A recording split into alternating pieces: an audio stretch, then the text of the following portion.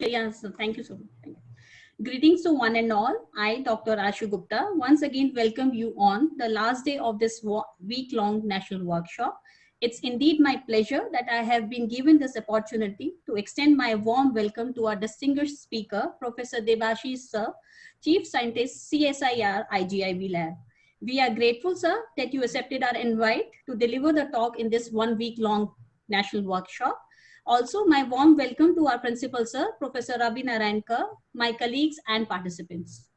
Before sir starts and address our participants, I would like to give a brief introduction of sir. Professor Devashish sir is Chief Scientist at CSI IGB Lab, New Delhi. He is interested in developing algorithms and tools that can aid biomedical healthcare research. His specific interests are developing novel approaches to proteome informatics using mass spectrometry, analyze exomes, metagenomes, understand low variations at molecular level, contribute to systematic level through genomics. His group has developed several tools and algorithms such as GenoCluster for protein coding gene identification, PL host for protein function assignment, machine learning tool, ProGyan for protein classification, MassWiz, GenoSuite, and Proteostat for proteomics, etc. These tools were used by 33 R&D institutes, many universities and colleges. He is also part of an international effort for interoperability of biological data among various databases. He is also an executive member of Proteomics Society of India. Also, he is on editorial board of Journal of Proteins and Proteomics. Sir has received the CSI Young Scientist Award for the year 2004 in Biological Sciences. Also, National Biosciences Award for Career Development DBT 2014. Also, IUSST Fellowship Visiting Faculty of Johns Hopkins Medical Institute 2010, and so on. To his credit, he has more than 70 publications, 19 patents, 5 book chapters, and so on. He has guided 10 PhD students as a supervisor, and currently he is supervising 7 more students. He has been principal investigator for many projects from CSIR, NMI, TLI, and many more. So currently he has 2 major projects from NER and CSIR. Now, firstly, I would like to invite our principal, sir, to give his remarks. Then we can start, then we can have the address of our distinguished guests. Over to you, sir. Thank you, Dr. Ashu. Sir, your voice. Am I audible now? Yeah. I said, thank you, Dr. Ashu. Thank you, sir. And with this, I would like to extend a very warm welcome to Professor Devashish, a dear friend of mine. And we are so happy to have you here, sir. And with this, I must congratulate this DBT Star College team led by Dr. Ashu Gupta, who is happened to be the coordinator of DBT Star program, and another coordinator from physics, Dr. Monica. She is also there, and you'll be happy to know that. We all of you know that you have also in the background. You have been also one of the instrumentals or pillars who have been mentoring them. And you will be happy to note that this year we have our this DBT project has been successful. And besides that, also we have launched this project by organizing this 1 week workshop. So today is going to be the validatory day. So in advance, I congratulate both the coordinators of this program and all the participants also who have been participating very actively, as I am being told, and more than 150, 200 people are being, every day they are being benefited.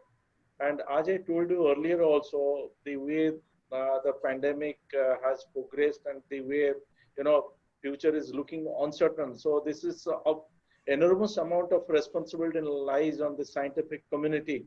And with this scientific community, all of us are in academics also, because we have a greater amount of responsibility toward the society also. So side by side, both of us can, bring some kind of innovations and some change, qualitative change rather, for the development of society. With this opening remarks, once again, I would thankful to Professor Devashish Das for accepting our invitation, and so kind of him whenever or wherever he is always there to bless us with his active mentoring and all kinds of guidance. Thank you for joining us today also, and everyone, each of them are looking forward to your lecture. So once again, a warm welcome to you and all the participants. Thank you very much. Thank you, sir. Thank you so much. Now I would like to invite Professor Debasit, sir, to deliver his talk. Over to you, sir. Thank you so much. Thank you. I'm indeed overwhelmed with the kind of introduction and all that I have received. But frankly speaking, I should tell all my audience who are listening to me over here, uh, all over the country, people are there.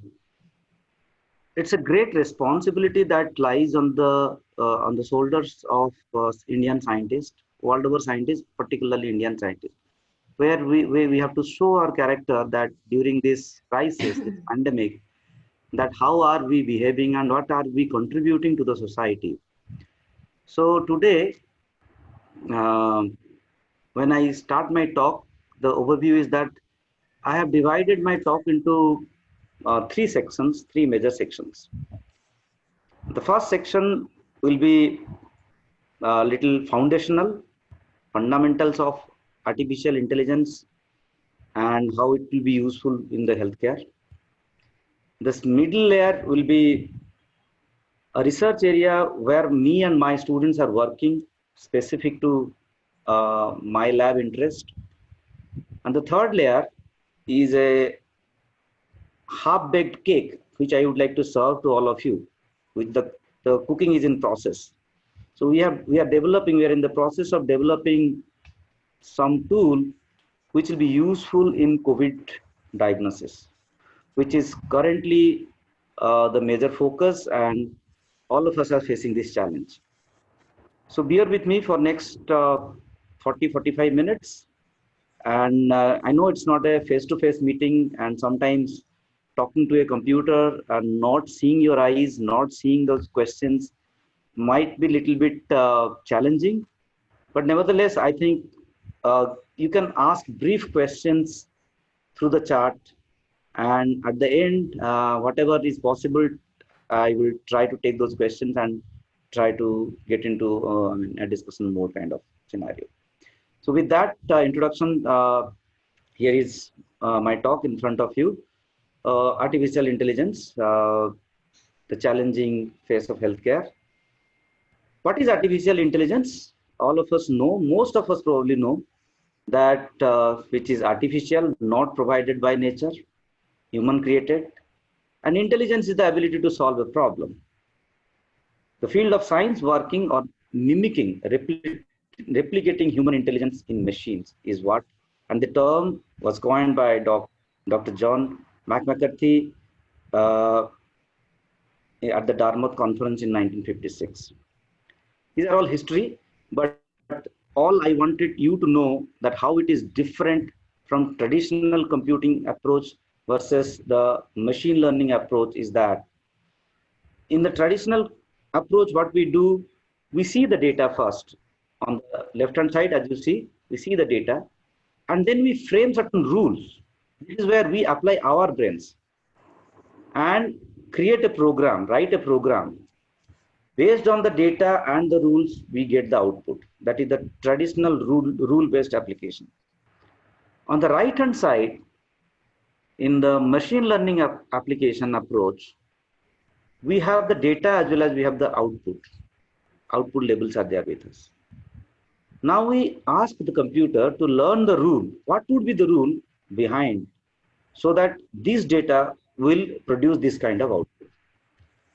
So with that basic introduction, I will show you that where all in our day-to-day life, we are seeing artificial intelligence. I see people from various facets have joined this webinar from literature, science, and other background. So we have artificial intelligence in self-driving cars, vacuum cleaners, finance, voice assistants, medical imaging. And I, belonging to a genomic institute, to a healthcare organization, my focus will be towards that medical imaging, where we can apply artificial intelligence and learn something from those medical images. A cartoonic example, a very basic foundational example. Here is an apple, and we know that the apple is red color, and we can define a rule that a fruit, round shaped, red color could be an apple. The moment I say that, somebody in the audience raises his hand. Sorry, sir, there are green color apples as well. So, also, whenever I am not audible, do raise your hand so that I know that it's not disturbed. Yeah. So now the rule got a little bit modified. Okay, a round shaped fruit, be it red or green, could be apple. So my rule is now getting modified. Now comes the third gentleman and say that, haven't you seen yellow colored apples with some mosaics of red? So more and more I create rules, it becomes more and more complex. So the rule-based approach has a limitation. And then you can see for every rule, there will be some kind of rule-breaking species or fruits, which can say, I exactly follow your rule and I compete with apple. So will you call me apple? The answer is no. So what we do then? In this case, we tell the computer, hey computer, this set of fruits are apples and this set of fruits are not apples. Now you determine what distinguishes an apple from the non-apples. You can take color, you can take shape, you can take any other properties, visual properties, and then distinguish these two, apples versus non-apples.